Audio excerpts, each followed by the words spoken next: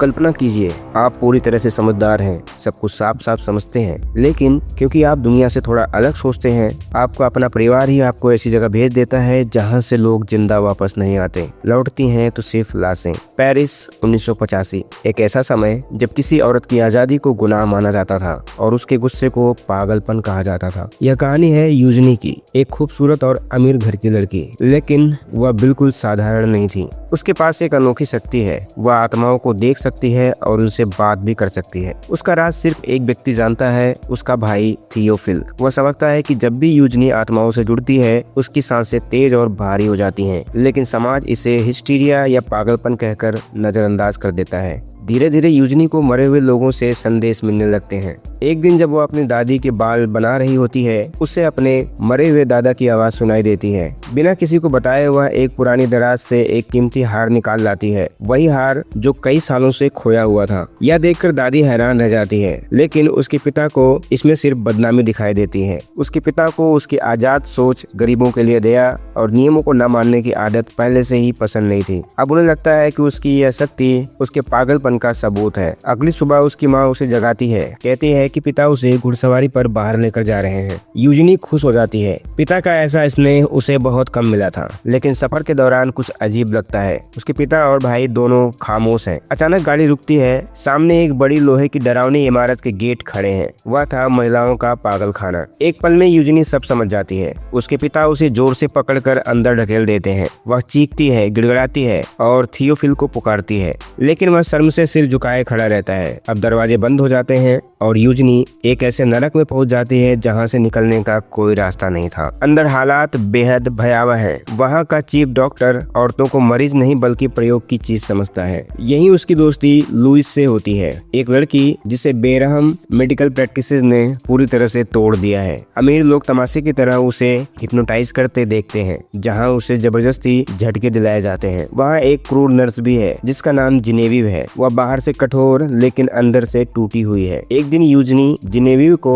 उसकी मृत बहन का मैसेज देती है, ऐसी बात जो सिर्फ जिनेविव ही जान सकती थी। यह सुनकर जिनेविव अंदर तक हिल जाती है। पहली बार उसे एहसास होता है कि यूजनी पागल नहीं है, वह सच में कुछ अलग है। जल्द ही डॉक्टरों का एक पैनल यूजनी की आखिरी जांच करता है। मासूमियत से वह कह देती है कि वह मरे हुए लोगों से बात करती है। यह सुनकर फैसला तुरंत हो जाता है, हिस्टीरिया। सजा के तौर पर उसे आइस बॉक्स में घंटों तक के लिए बंद कर दिया जाता है, जिससे उसका शरीर सुन्न हो जाता है और उसकी चीखें बाहर तक नहीं पहुंचती। उधर अपराध बोध से टूट चुका थियोफिल जिनेविव से मिलता है। वह उसे यूजनी की डायरी देता है और अपनी बहन को बचाने की गुहार लगाता है। डायरी पढ़कर जिनेविव को सच समझ आता है, जिसे विज्ञान बीमारी कह रहा है, वह असल में एक अनोखी ताकत है। वह धीरे से यूजनी से कहती है, मैं तुम्हें यहाँ से निकाल लूंगी। यूजनी को एक अंधेरे वार्ड में भेज दिया जाता है, जहाँ पर एक क्रूर नर्स का दबदबा है। वह यूजनी की जिंदगी और ज्यादा मुश्किल बना देती है, लेकिन उस अंधेरे में यूजनी अकेली नहीं है। वह उन औरतों की आत्माओं से बात करती है जिन्हें इन दीवारों के अंदर सताया गया और अंत में मार दिया गया था। एक रात वह क्रूर नर्स से कहती है कि उसकी मरी हुई माँ उसके पास खड़ी है और वह जानती है कि नर्स ने अपने ही बच्चों की हत्या की थी। यह सुनकर नर्स गुस्से से पागल हो जाती है और यूजनी का गला दबाने लगती है। उसी वक्त एक दूसरी मरीज चुपके से नर्स की चाबियां चुरा लेती है और जिनेविव को दे देती है। यह सब पहले से तय योजना का हिस्सा था। आखिरकार वह दिन आता है जिसका सबको इंतजार था, मैड वुमेन बॉल। इस रात पेरिस के अमीर और रईस लोग नकाब पहनकर पागल खाने में आते हैं और इन तथाकथित पागल औरतों के साथ नाचते हैं। मरीजों को सजा धजाकर सामान्य दिखाने की कोशिश की जाती है। मेहमानों में थियोफिल भी शामिल होता है। योजना के मुताबिक यूजनी उसे अनदेखा कर देती है। जैसे जैसे म्यूजिक तेज होता है और माहौल में अफरा तफरी बढ़ती है, जिनेविव चुपके से यूजनी को पीछे के दरवाजे की तरफ ले जाती है, लेकिन तभी वह क्रूर नर्स उसे देख लेती है और यहीं से सब कुछ अराजकता में बदल जाता है। जैसे ही क्रूर नर्स उन्हें पकड़ने के लिए आगे बढ़ती है, सालों से अत्याचार सह रही बाकी औरतें अचानक भड़क उठती हैं। वे डॉक्टरों और कर्मचारियों पर टूट पड़ती हैं। पागल खाने में अफरा तफरी मच जाती है, चीखें तेज हो जाती हैं और भाग दौड़ और हंगामा हर तरफ फैल जाता है। इस अफरा तफरी का फायदा उठाकर जिनेविव यूजनी को बाहर की ओर ले जाती है। मेन गेट के पास थियोफिल एक गाड़ी लेकर उसका इंतजार कर रहा होता है। यूजनी जिनेविव का हाथ पकड़कर उससे कहती है, तुम भी हमारे साथ चलो, लेकिन जिनेविव हल्की मुस्कान के साथ मना कर देती है। वह धीरे से कहती है, तुम्हारी आजादी ही मेरा मकसद था, मुझे यहाँ रहकर इन औरतों की मदद करनी है जिन्हें दुनिया ने भुला दिया है। यूजनी की आंखें भर आती हैं। फिर वह अपने भाई का हाथ पकड़ती है और गाड़ी में बैठ जाती है। गाड़ी अंधेरी रात में दूर निकल जाती है, आजादी की ओर। सालों बाद यूजनी को एक खूबसूरत घाटी में शांति से जीते हुए दिखाया जाता है। अब उसे